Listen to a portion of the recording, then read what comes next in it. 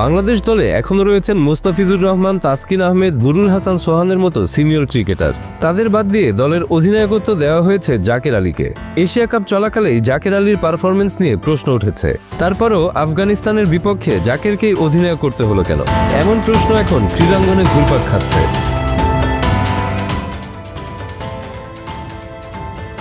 জাকের আলীর সাম্প্রতিক ফর্ম বিচার করলে একাদশেই তার সুযোগ হওয়ার কথা না।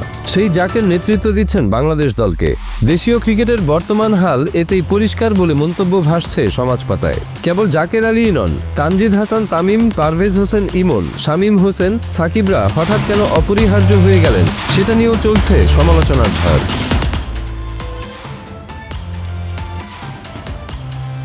দলে সুযোগ পাচ্ছেন না মেহেদী হাসান মিরাজ, হাসান মাহমুদ, নাহিদ রানারা। এশিয়া কাপের প্রায় প্রতিটি ম্যাচে বাংলাদেশের মিডল অর্ডার ব্যাটাররা ঢুকে ঢুকে সাজ ঘরে ফিরেছে।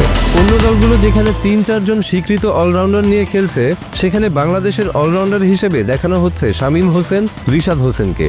আর এটা ওইটা না, কাপড় ধোয়ার একটাই সলিউশন, চাকা অল ইন ওয়ান। অধিনায়কত্ব করার অভিজ্ঞতা, বড় ম্যাচে ম্যাচ উইনিং ইনিংস আর ব্রেক থ্রু এনে দেওয়া মেহেদী হাসান মিরাজের জায়গা হচ্ছে ফিল সিমন্সের টিমে। কিন্তু কেন বাংলাদেশের ক্রিকেটে এসব হচ্ছেটা কি, এমন প্রশ্ন এখন ক্রীড়াঙ্গনের সর্বত্র।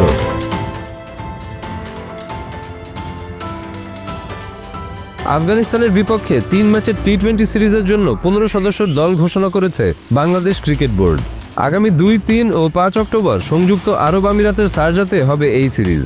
নিয়মিত অধিনায়ক লিটন দাস চোটের কারণে বাইরে থাকায় আবারও দলকে নেতৃত্ব দেবেন জাকের আলী। এশিয়া কাপে পাওয়া চোটের ধাক্কা এখনো সামলে উঠতে পারেননি লিটন। খেলায় ফিরতে পারেননি নিয়মিত অধিনায়ক নাজমুল হোসেন শান্ত।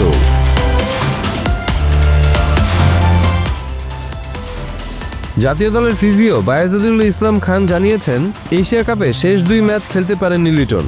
এমআরআই পরীক্ষায় দেখা গেছে তার বাঁ দিকের পেটের পেশিতে গ্রেড A স্ট্রেন হয়েছে। এখন পুনর্বাসন প্রক্রিয়ার মধ্যে আছেন তিনি। তাই আফগানিস্তানের বিপক্ষে টি-20 সিরিজে তাকে পাওয়া যাবে না। মেডিকেল টিম তার রিহ্যাব চালিয়ে যাবে এবং অগ্রগতি পর্যবেক্ষণ করবে।